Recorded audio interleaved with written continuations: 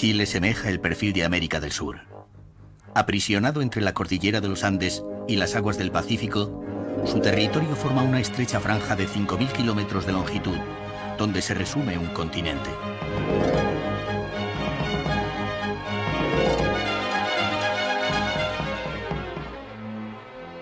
La cordillera del Cóndor y el Puma, habitada por las nieves perpetuas, va escoltando una sucesión de paisajes, desde el desierto a la selva fría, desde los glaciares a los volcanes, desde el salitre a los viñedos.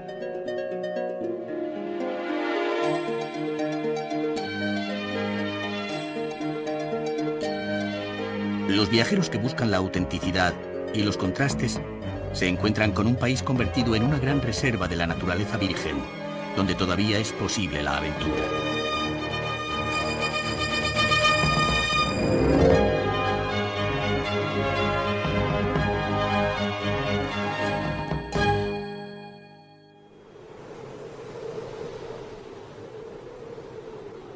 Al norte de Chile, la pureza del aire y la arena dan lugar a Atacama, un desierto de extrema aridez rodeado por volcanes que superan los 6.000 metros de altura.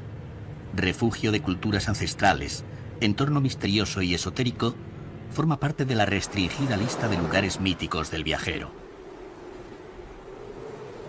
El poeta Pablo Neruda llamó a Atacama la Rosa de Salitre por su riqueza mineral, cuyos yacimientos de nitrato, litio, cobre, yodo y sales han sido explotados desde tiempos inmemoriales.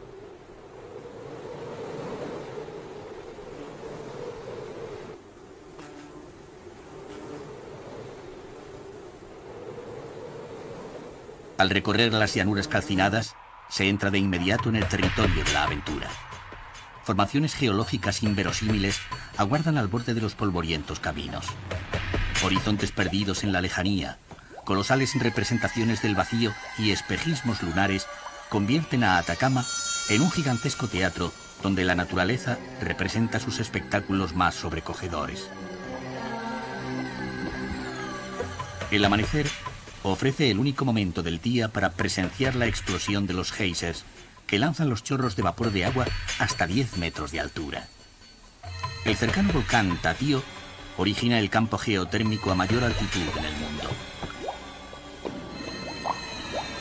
Aunque el amanecer en el desierto es frío, la temperatura ambiente sube por el vapor que sale de las profundidades a más de 80 grados centígrados.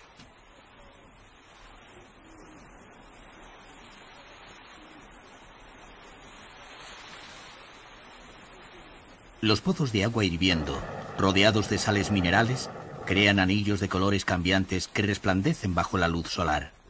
Parece que en el Tatío respira el centro de la Tierra.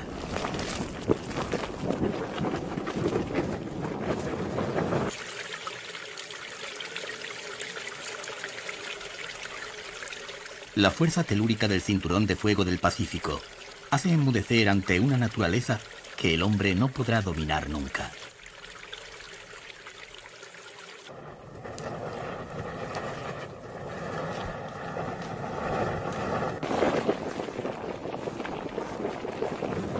Entre las altas cumbres se siente la fuerza indomable de los Andes, la pureza del desierto, la magia de uno de los confines del planeta.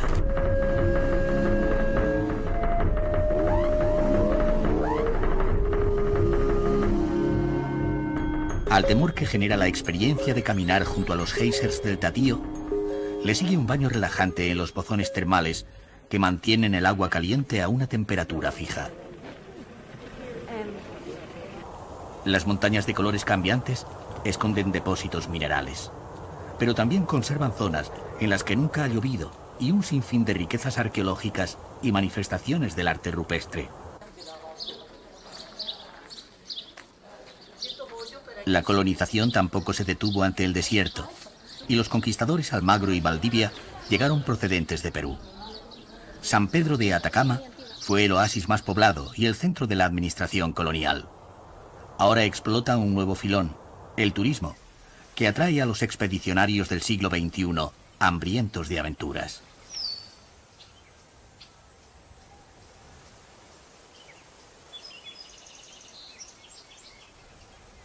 Los escasos cursos de agua que proceden de las fuentes de la alta cordillera dieron lugar al milagro de los oasis y a la presencia humana desde hace 11.000 años. La cultura atacameña tuvo un amplio desarrollo hasta que fue conquistada por el Imperio Inca a finales del siglo XV. Patricia Velázquez, nuestra guía, comenta. Estamos en la aldea de Tulur, es el primer asentamiento de Atacama. La aldea arqueológica data de unos 800 años antes de Cristo al 500 después de Cristo, y hoy en día se ve completamente sepultada por la arena del desierto, y además está administrada por la comunidad indígena.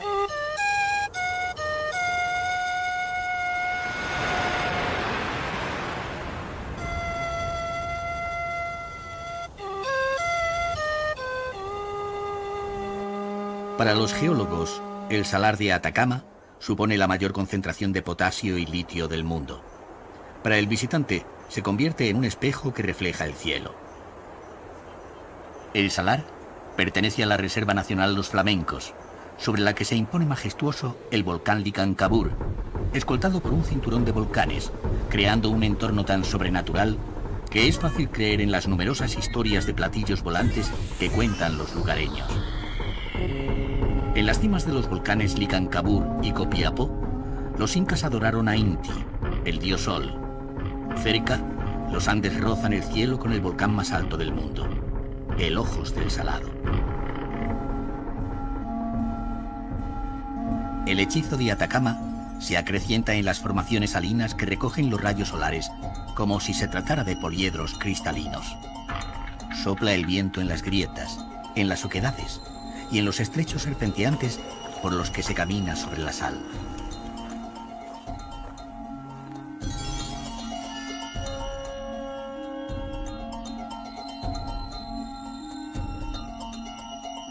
El desierto.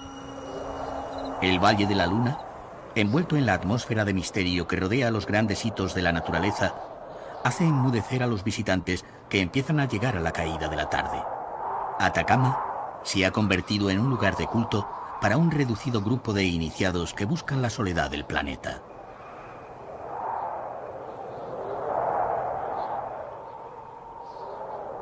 Los viajeros viven la experiencia del desierto deseosos de partir revitalizados. Otros realizan un viaje iniciático hacia los orígenes y lo inexplicable. Algunos indagan en una religiosidad hermética que surgió de la unión del cristianismo con las antiguas creencias prehispánicas.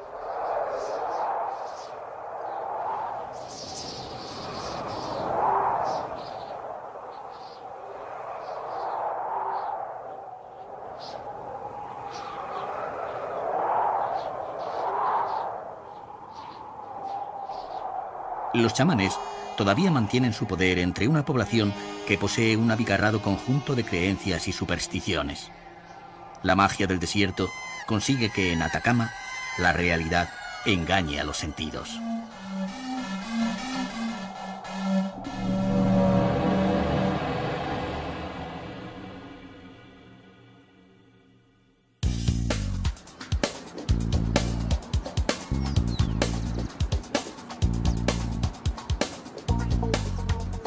Santiago se alarga siguiendo al río Mapocho, al pie de la cordillera, tomando una fisonomía longitudinal igual a la del resto de Chile, que extiende su territorio entre la plenitud de los Andes y las olas del Océano Pacífico. En torno al Cerro de Santa Lucía surgió la ciudad que Pedro de Valdivia fundara en pleno Valle Central en el 1541. Enfrentado a la urbe, el monumento al caudillo indígena recuerda la rebelión de los mapuches y la resistencia de los habitantes del sur a la conquista española. Numerosas tierras del Chile meridional permanecieron en estado virgen hasta el siglo XIX, y Santiago quedó reducida a ser capital de un país también reducido.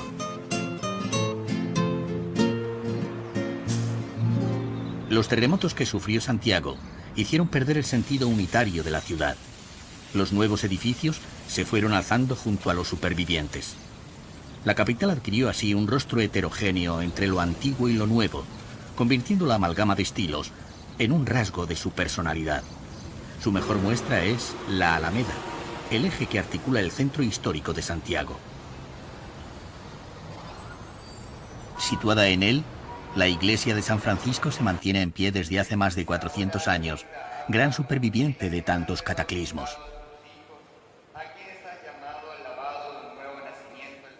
Su claustro, igual que una isla de reposo en el ajetreado corazón de la capital, sirve de sobrio preámbulo al museo colonial instalado en el convento. Una estética ingenua y recargada que funde el gusto hispano y el autóctono emana de las tallas policromadas de madera y las obras maestras de los plateros.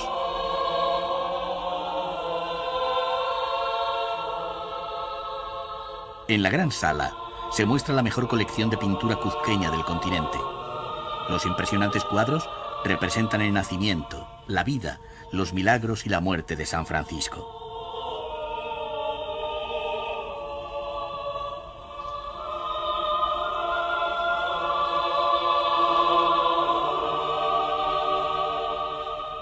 Las calles comerciales en torno a la Alameda parecen el rompeolas entre los apresurados santiagueños y los tranquilos visitantes que buscan la plaza de armas trazada por Pedro de Valdivia.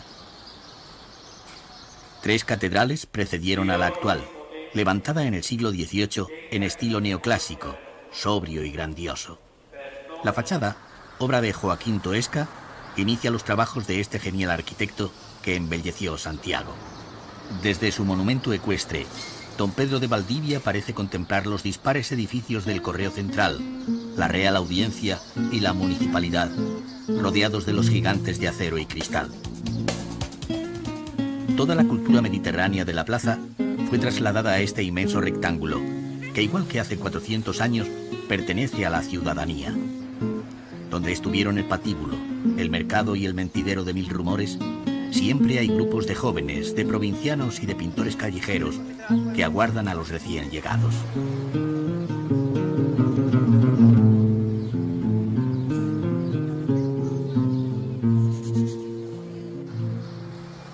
La fama universal del Palacio de la Moneda no se debe a ser una obra de Joaquín Toesca, la mayor realizada por la corona española en la época de la Ilustración.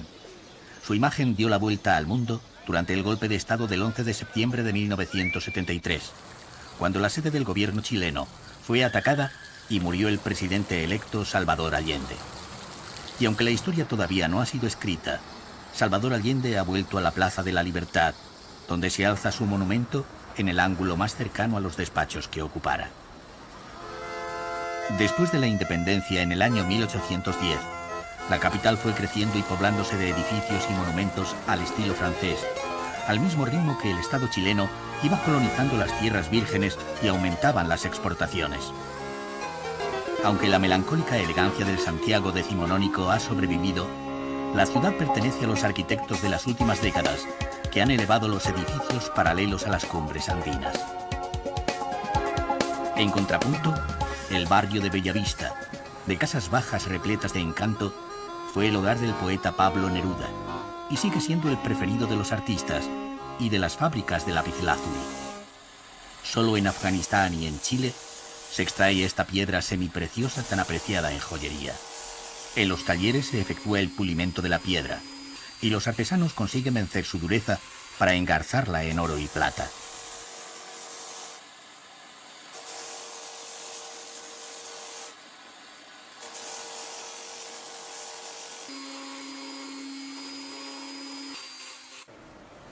Desde la Plaza de Italia, Santiago se transforma en la urbe de cristal crecida hacia el cielo con ayuda de la tecnología antisísmica japonesa.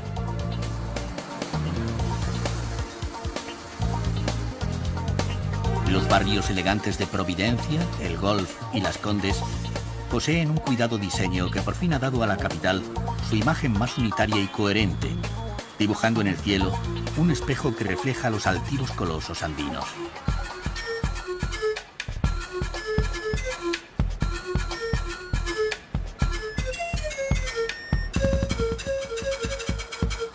A pocos kilómetros de Santiago se encuentra el corazón agrícola de la colonización española. Las cepas traídas por los conquistadores, entre otros cultivos, se adaptaron rápidamente a las fértiles tierras del Valle Central, que disfrutan de un clima mediterráneo, similar al de la metrópoli.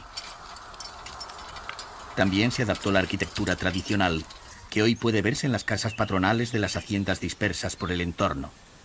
Dentro de ellas se ha mantenido la cultura de los huasos, los hombres del campo que, vestidos a la vieja usanza, hacen pervivir la tradición.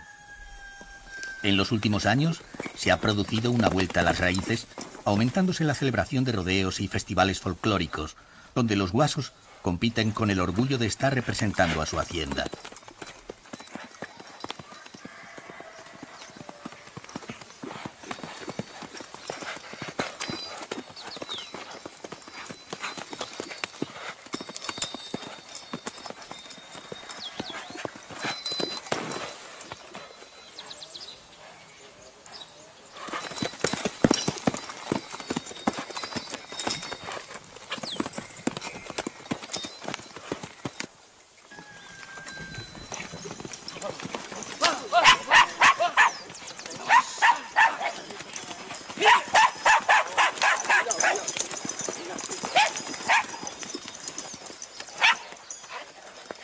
A las afueras de Santiago se inician las rutas vinateras que siguen a los ríos que descienden de la cordillera. Son rutas distintas, porque cada curso de agua deja tras de sí un valle cuyos vinos tienen un sabor propio que los diferencia. El Valle de Colchagua forma un mundo dominado por las familias de vinateros que han conservado sus bodegas y sus añejas costumbres. Algunas mantienen sus casas coloniales y sus viñedos abiertos al visitante, que va de bodega en bodega catando los famosos vinos.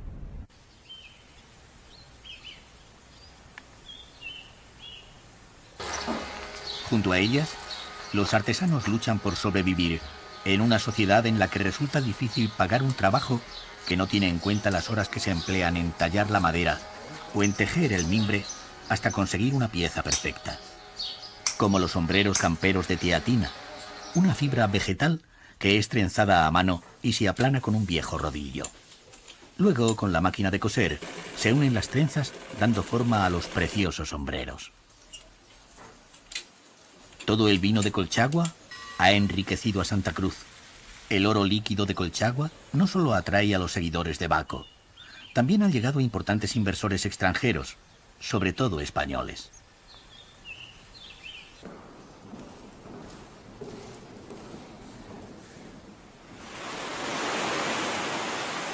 En la zona central de la costa chilena, la más larga línea de soledad del universo, el poeta Pablo Neruda levantó su refugio frente a las olas. Junto a Delia, su segunda esposa, compró una pequeña casa en Isla Negra, en una solitaria playa batida por el oleaje. Poco a poco fue ampliándola, levantando pabellones según las necesidades y de acuerdo con una postura estética. Casas y versos brotando de un solo movimiento del corazón y de la mente. Los mascarones de proa parecen huéspedes de su gran salón, porque el más universal de los poetas del siglo XX era un marinero en tierra rodeado de objetos marinos. No solo me tocaron o las tocó mi mano, sino que acompañaron de tal modo mi existencia que conmigo existieron.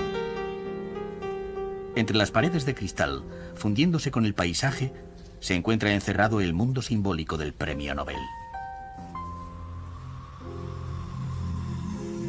El dormitorio del amor y del dolor, donde Pablo dictó a Matilde, su tercera esposa, buena parte de sus memorias, cuando el cáncer lo iba matando lentamente. En Isla Negra, Neruda escribía y recibía a sus numerosos amigos.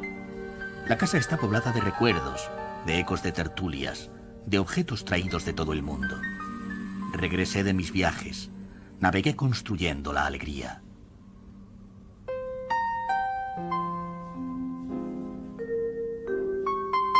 El estudio con las colecciones más personales fue su lugar preferido para escribir, mirando al mar, acompañado por el retrato de Baudelaire.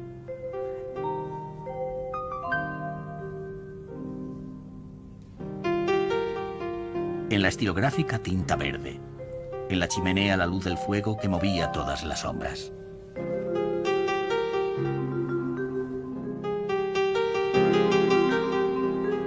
En el rincón más entrañable, los recuerdos de la infancia y la primera juventud, que le habían dejado su amor por los caballos y por las tierras vírgenes de la Araucanía.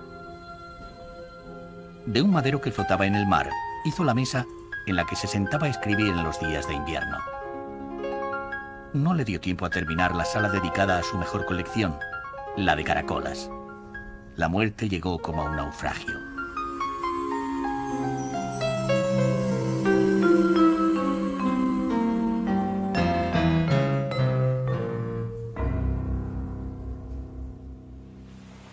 Su tumba y la de su amada Matilde se alzan frente al mar, igual que su busto en la playa y su casa, pecera de recuerdos, que rinde homenaje al autor de estos versos. Necesito el mar porque me enseña. No sé si aprendo música o conciencia. No sé si es sola sola o ser profundo, o solo ronca voz, o deslumbrante superposición de peces y navíos.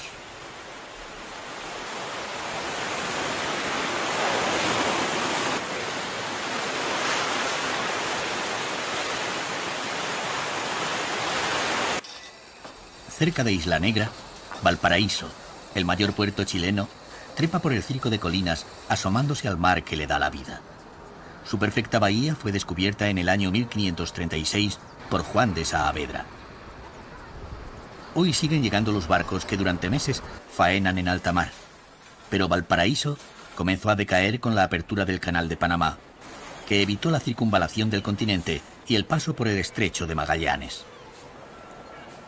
Aunque el gobierno chileno haya trasladado hasta aquí el Congreso Nacional y sea la sede de la Comandancia de la Armada, Valparaíso es una sombra estremecedora de antaño.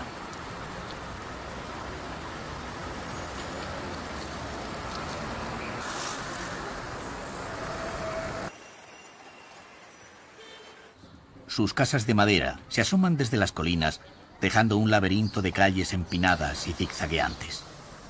Un sinfín de miradores y rincones que la convierten en una ciudad secreta, ensimismada en su propia contemplación. Fue amada por Neruda.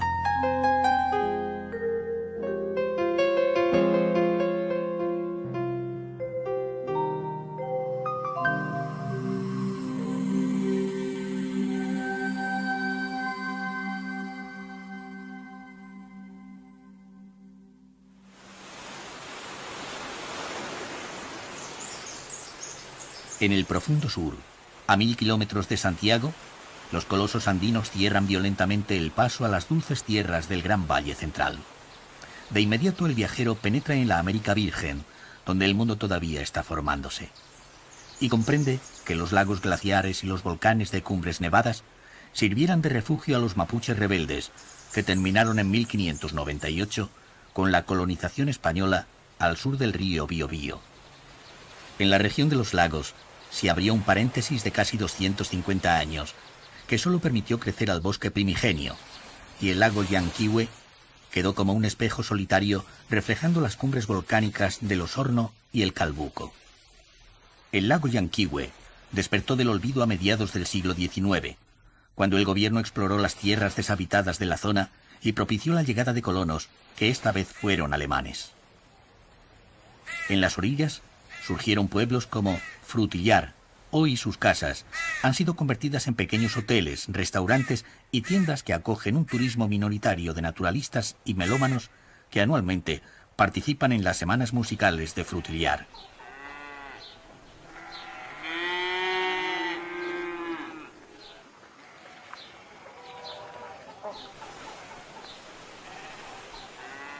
Desde el monumento que recuerda a los pioneros que despejaron la selva, se percibe la acción del hombre modificando el paisaje. Aquellas primeras fincas de explotación agraria, llamadas chacras, terminaron por crear un entorno que recuerda a Centroeuropa. Al recorrer las orillas del lago Llanquihue, van apareciendo las casas construidas con madera de alerce, que todavía están habitadas por los descendientes de los primeros colonos. El tiempo se ha vuelto a detener, conservándose vivas las tradiciones de los luteranos alemanes.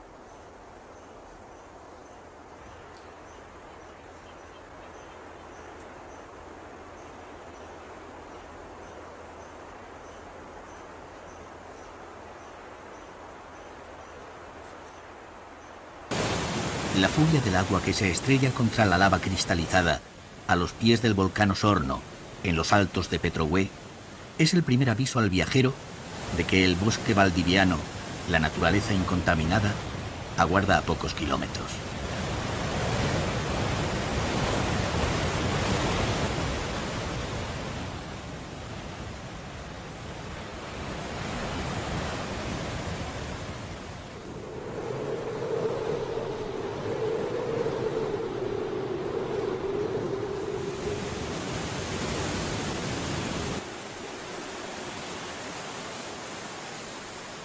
Lentamente se realiza un periplo iniciático hacia los orígenes. Un periplo que nos lleva al cercano lago de Todos los Santos para embarcarnos rumbo al corazón de la cordillera. Se inicia así la insólita experiencia del cruce de los Andes navegando por los lagos glaciares hasta llegar a Bariloche, la famosa estación de esquí de la vertiente argentina. El catamarán rompe la quietud esmeralda del lago que refleja los cráteres nevados del Osorno, del Puntiagudo y del Tronador, eslabones de la cadena de fuego del Pacífico, que aquí se alza paralela a la línea de choque entre las placas de Nazca y la del continente sudamericano.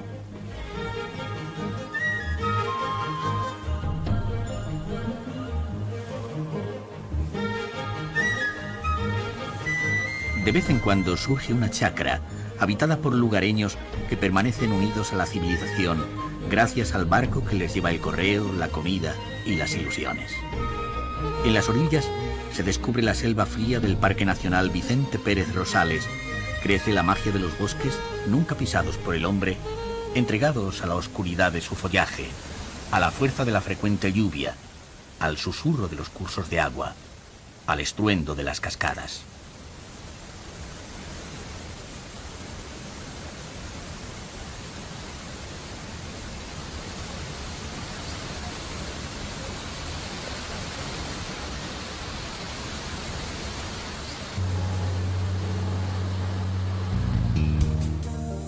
Seguimos la ruta descubierta por los jesuitas que se dirigieron desde la costa chilena a evangelizar Patagonia, Argentina.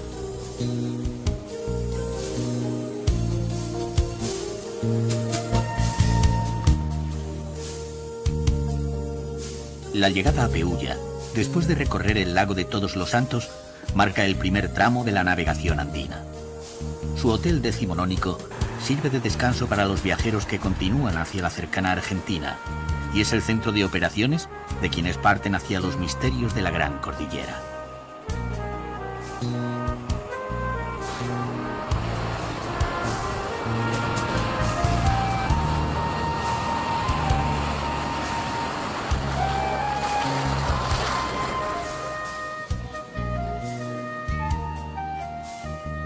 Al navegar por los ríos secretos, se descubre la densidad biológica.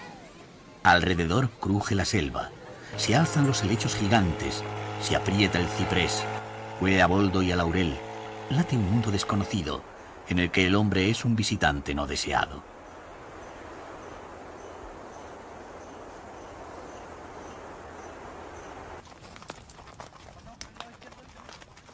A cada paso, parecen escucharse las palabras de Pablo Neruda. Bajo los volcanes, junto a los ventisqueros, entre los grandes lagos, el fragante, el silencioso, el enmarañado bosque chileno. Se hunden los pies en el follaje muerto. Crepitó una rama quebradiza. Los gigantescos raulíes levantan encrespada estatura.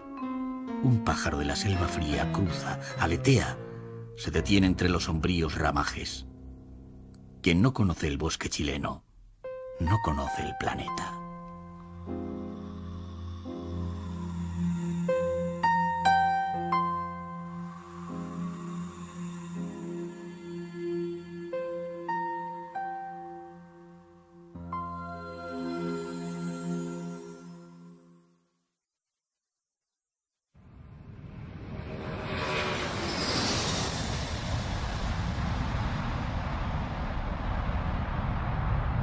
Igual que una gran sinfonía, el mundo tiene un final grandioso en la América más austral, en la Patagonia, una tierra de soledad y lejanía, separada del resto del país por los campos de hielo y una orografía tan compleja que el avión resulta imprescindible. Desde Punta Arenas, la infinita pampa patagónica, tachonada de lagos y de estancias, impone su ley de soledad en un territorio por el que viajar se vuelve una aventura en busca de las altas cumbres del macizo del Paine. Puerto Natales, la capital de la provincia de Última Esperanza, es el primer alto en el camino. Asomada al fiordo, sus casas de madera se aprietan en torno a la plaza de armas, que centra la vida de los colonos venidos para explotar las minas del entorno y la ganadería. Ciudad fronteriza entre la civilización y la soledad de la pampa, recibe a las aves marinas y a los viajeros que, bien aprovisionados, parten rumbo a los fríos canales o camino del macizo del Paine. Los cisnes de cuello negro excitan su curiosidad, convertidos en los primeros de la lista de animales extraños que van a conocer.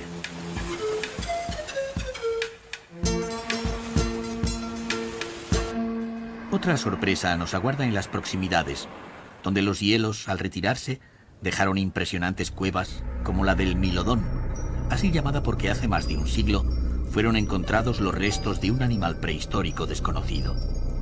En su entorno queda constancia de la presencia del hombre desde hace más de 12.000 años, pero el misterio es el único que habita en la oquedad grandiosa.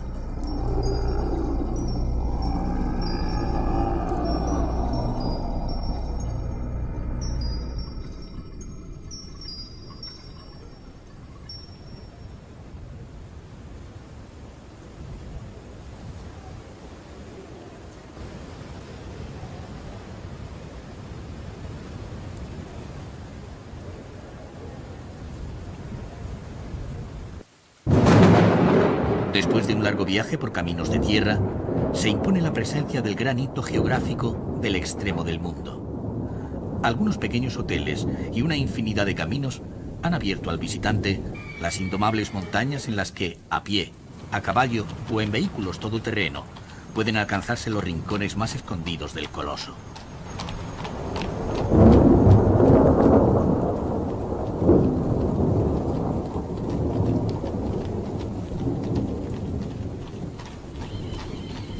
Parece lógico que los nativos tehuelches las llamasen Paine, que significa azuladas, porque vistas desde la lejanía, las montañas se tiñen de azules entre los mantos ocres de la tierra.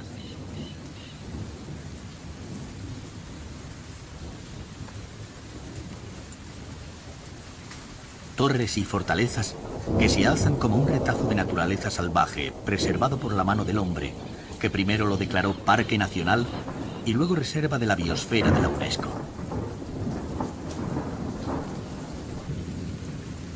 En sus alturas anida el cóndor andino, el fraile solitario de los cielos, el ave de mayor envergadura que existe, el único dueño del parque. Aunque los motivos para emprender un viaje solo pertenecen a la intimidad del viajero, los que llegan a este hito del planeta suelen ser estetas buscadores de los más insólitos paisajes, deportistas de alta montaña y observadores de la fauna, en especial de las aves. Incansables, recorren el parque en busca de parajes imponentes como Salto Grande. La fuerza del agua, de los glaciares, del viento, es la escultora de las extrañas formaciones.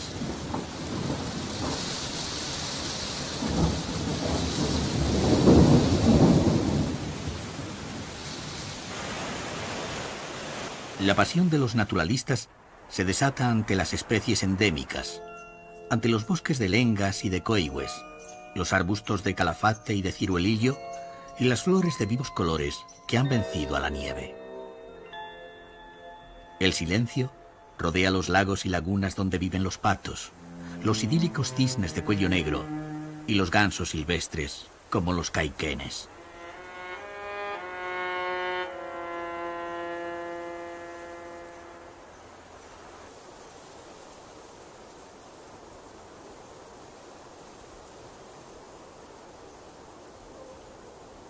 Mientras, los zorros de tamaño reducido buscan sus presas y los guanacos, de la familia de las llamas, parecen ser los vigilantes del parque, siempre con la mirada perdida en la distancia.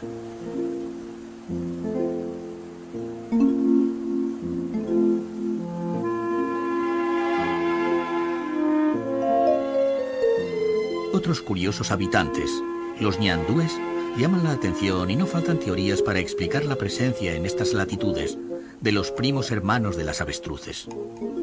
Pero la culminación de los naturalistas sería avistar al señor invisible del parque, el puma. Desde el lago Pejoé se impone la magia del grupo de los cuernos.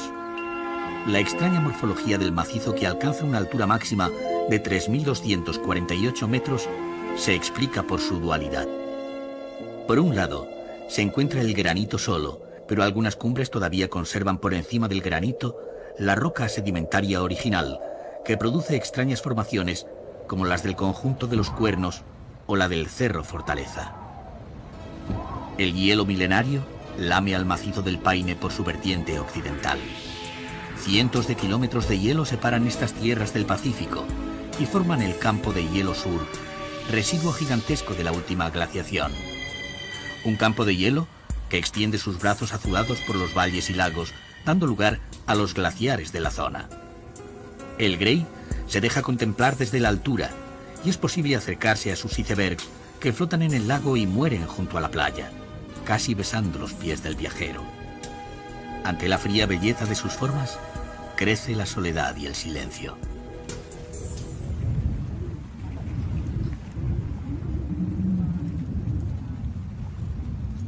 De regreso a Punta Arenas, surge en la interminable llanura el Hotel Tres Pasos, el refugio de Gabriela Mistral, el otro premio Nobel chileno, que, seducida sin contemplaciones por la Patagonia, escribió: en la llanura blanca de horizonte infinito, miro morir intensos ocasos dolorosos.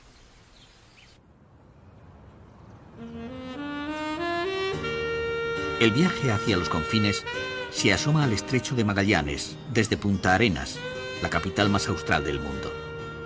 Al otro lado de la lengua de agua que hizo cambiar la historia, se divisa la Tierra del Fuego, así bautizada por las impresionantes hogueras indígenas que vieron los descubridores. Más allá, solo quedan las aguas tenebrosas y los helados campos de la Antártida. Punta Arenas creció gracias al tráfico del estrecho como una ciudad fronteriza entre las influencias americanas y las provenientes de Europa. Durante el siglo XIX y principios del XX, se trazaron sus grandes avenidas para albergar una población mayor que nunca ha tenido. Eran los tiempos de esperanza para millares de europeos que llegaron a los territorios vírgenes, la época de la fiebre del oro.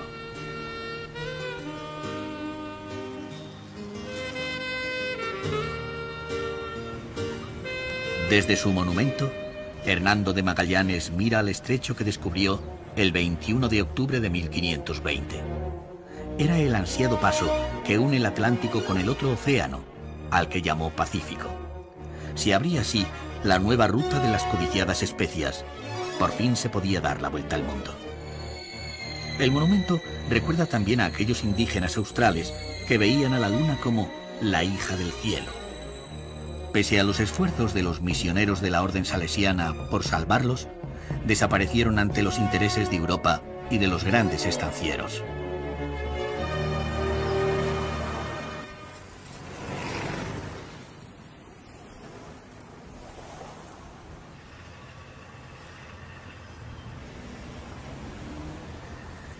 Los grandes estancieros reprodujeron en sus mansiones el lujo de la lejana Europa.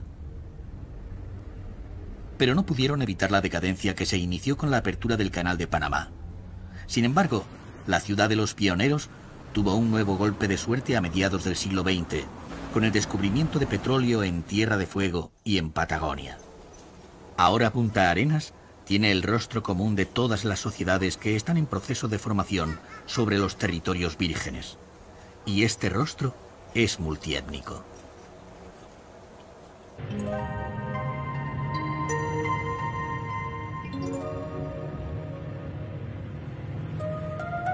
La presencia de los restos de la desafortunada ciudad del rey Felipe, que cambió su nombre por el de Puerto de Hambre, hace referencia al trágico fin de las colonias españolas, fundadas en 1548 por Pedro Sarmiento de Gamboa.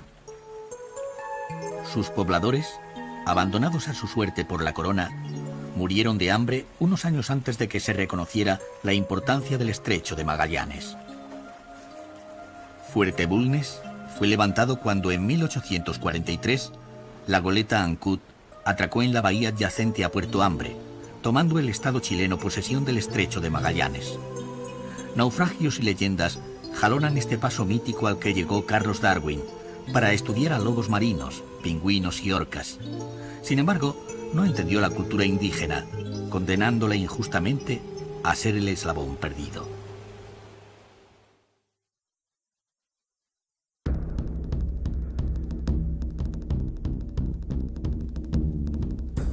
Se regresa a la región de los lagos para zarpar desde su capital, Puerto Montt, rumbo al Desierto Verde, a una de las zonas más despobladas y vírgenes de Chile. Durante 7 días, el Scorpios es el hogar del viajero, por un paisaje glaciar de profundos fiordos, canales e islas de los archipiélagos del Llanquihue, de Chiloé y de los Chonos, hasta el glaciar San Rafael, donde yacen los hielos milenarios.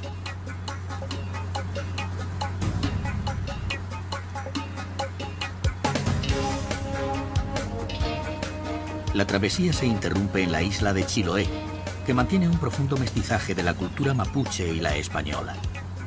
Los conquistadores vieron en ella una nueva Galicia, de suaves colinas, lluvias y leyendas misteriosas. En Castro, la actual capital, el viajero se sumerge en un ritmo de vida lento, donde todavía pervive el eco de los 300 años de semi-aislamiento. De inmediato se descubre la compleja y rica cultura chilota. San Francisco es la más monumental de las 150 iglesias y capillas que quedan en la isla, todas de madera de alerce, iglesias que se remontan al siglo XVII y fueron declaradas Patrimonio de la Humanidad por la UNESCO.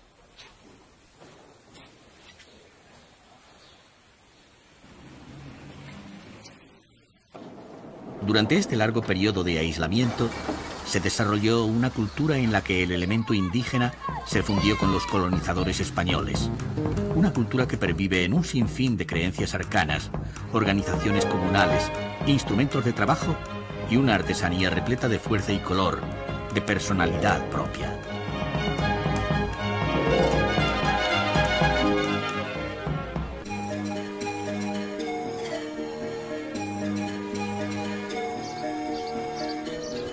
Chiloé tiene un rostro distinto al del resto de Chile. Sus tierras bajas y su clima atraen a numerosos visitantes que se apasionan ante un pasado que está vivo.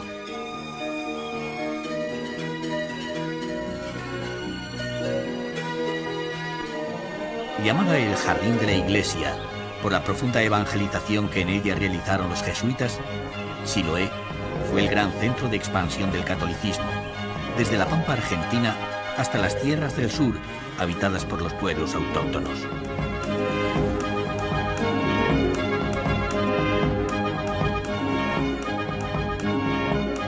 Pero el mundo misterioso de los mapuches pervive y ha dado lugar a leyendas ancestrales de personajes fabulosos y a supersticiones que tejen una tupida red. Sin embargo, el sentimiento mágico de la existencia no impide que los chilotas tengan una sociedad emprendedora y desarrollada.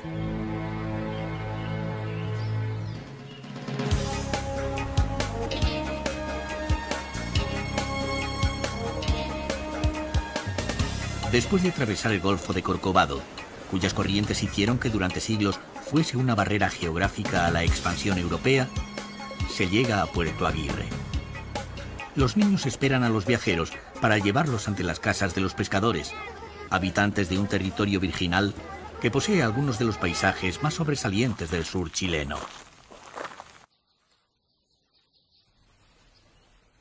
Los Andes caen directamente sobre el océano y América sufre un desmembramiento colosal, donde el mar juega con la tierra que todavía conserva rincones que no han sido hollados por el hombre. Una orografía de origen glaciar tan compleja que solo deja crecer el universo vertical de los bosques. Incluso el nombre de la región, Aysén, proviene de Ice End, que significa fin de hielo.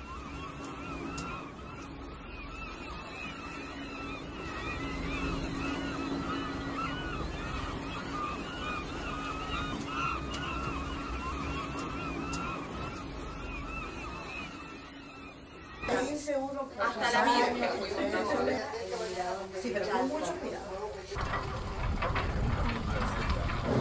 El crucero supone la única posibilidad de acercarse en un confortable viaje de placer al fin helado de la civilización. Los pasajeros realizan sin peligro un reconocimiento de los territorios salvajes y la aventura tiene un sabor dulce.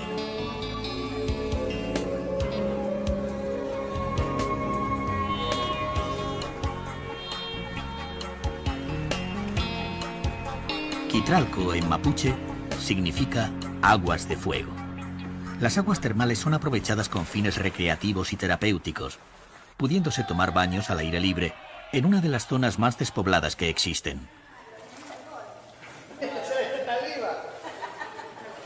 La rodean una flora y una fauna de las más desconocidas del planeta, una extensión de 7 millones de hectáreas de bosque donde crecen el maitán negro, la tepa, el ciprés de las guaitecas, el canelo, el roble colorado, el avellano. Una selva fría e impenetrable que cubre los Andes y no quiere la presencia del hombre. Su espesura pertenece al puma y al cóndor, al gato montés y al águila, al guanaco y a los pájaros carpinteros.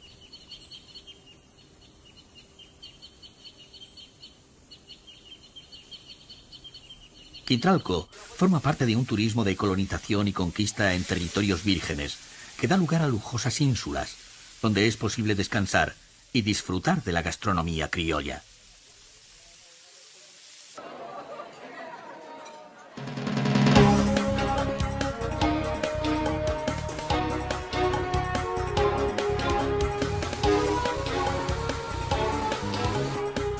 Una colonia de lobos marinos entretiene a los viajeros que se embarcan para recorrer los fiordos célebres por sus criaderos de salmón.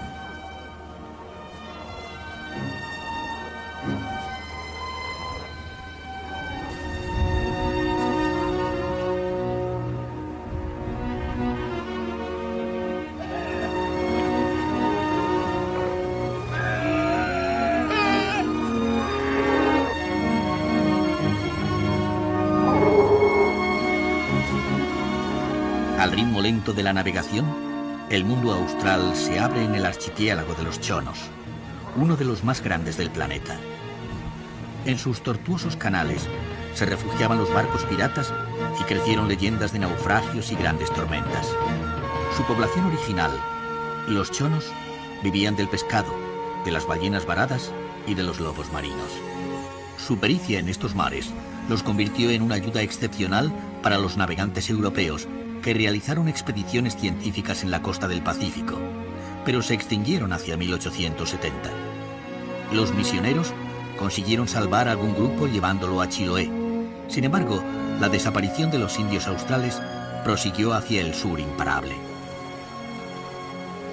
Pasados los años, los chilotas descendieron hasta las islas boscosas para trabajar en la tala del ciprés, y hubo grandes incendios propiciados por los ganaderos, pero el dios de la lluvia siguió fecundando la selva fría y las cascadas.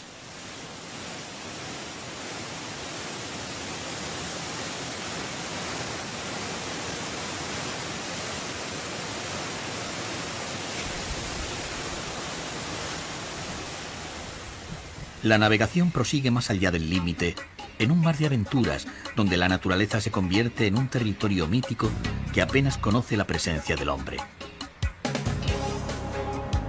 Los hielos flotantes crean formas inimaginables, esculturas abstractas que espolean la imaginación con su belleza milenaria.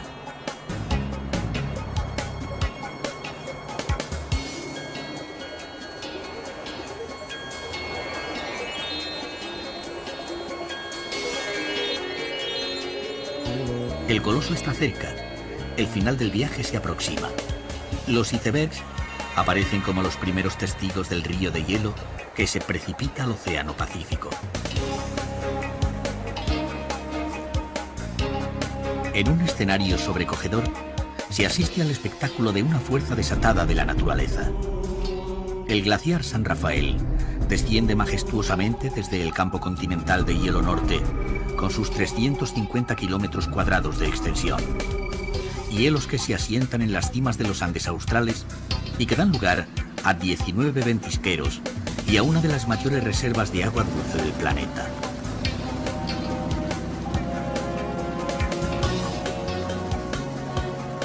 Los viajeros han vencido a la lejanía para convertirse en observadores del pasado del mundo. La experiencia merece un brindis con un hielo de 30.000 años.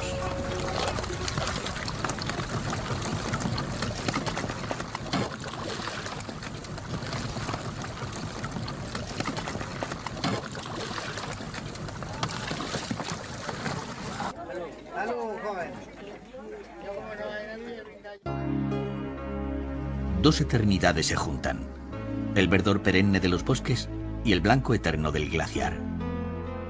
En un agua cuya temperatura de 3 grados centígrados no dejaría vivir más de 5 minutos a un náufrago, avanzan los botes a motor por la laguna San Rafael.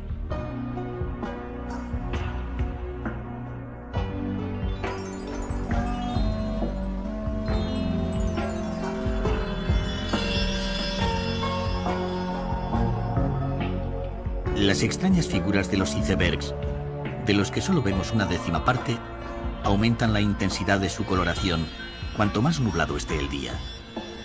Azules incontaminados y verdes que reflejan las cristalizaciones más antiguas.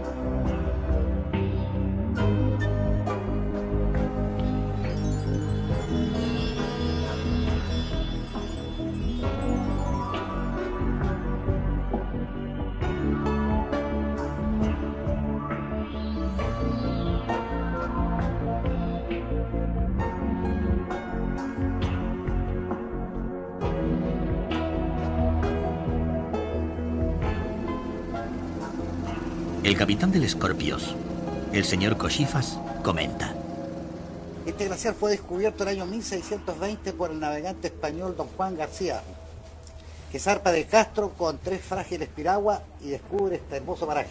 Desde este frente hasta la parte este tiene 45 kilómetros y de ahí se va hacia el sur en 120 kilómetros.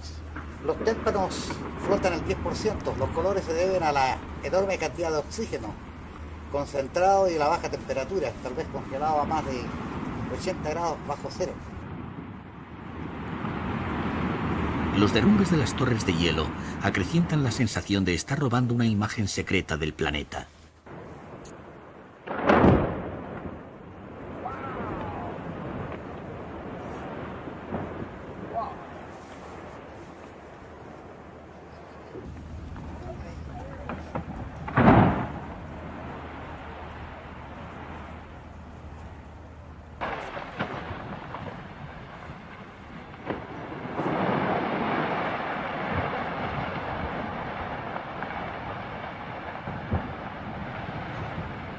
En el límite de lo humano, avanza el Scorpios acercándose a unos 400 metros de la pared del glaciar San Rafael, para navegar en paralelo a este muro de hielo de 70 metros de altura.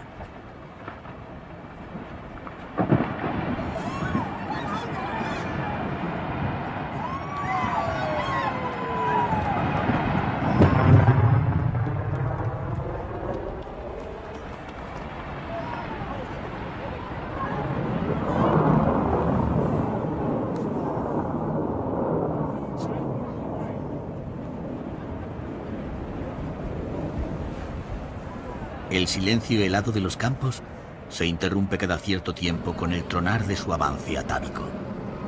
Los desprendimientos se suceden continuamente y se dejan oír como cargas de artillería en la distancia. Parecen la voz salvaje del planeta, de los confines deshabitados, de los territorios donde el pasado y el futuro se confunden en una historia que todavía no ha sido escrita.